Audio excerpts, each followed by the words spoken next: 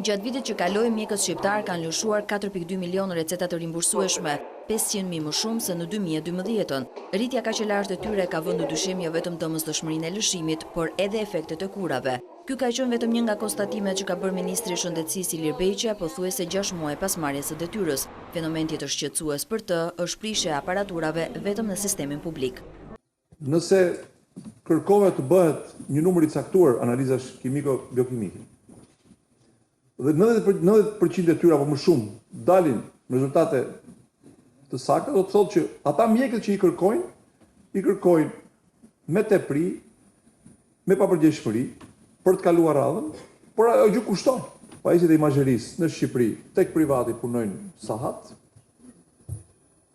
te publiku prishin e pasere. Beqia ka shfrytzuar analizën e Fondit të Sigurimeve Shëndetësore për të deklaruar se ka nisur kontrolli në sistemin shëndetësor për këto abuzime, ndërsa kreu i fondit vuri në dukje se pavarësisht rritjes së buxhetit për ilaçet e rimbursueshme, sëmundshmëria nuk është ende nën kontroll.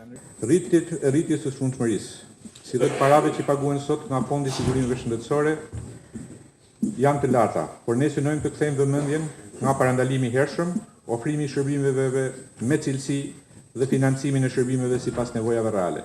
Kohët e fundit, jo vetëm pacientët, por edhe vetë mjekët kanë vënë në dyshime efektshmërinë e ilaçeve të rimbursueshme në krahasim me alternativat e tjera të shtrenjta në treg.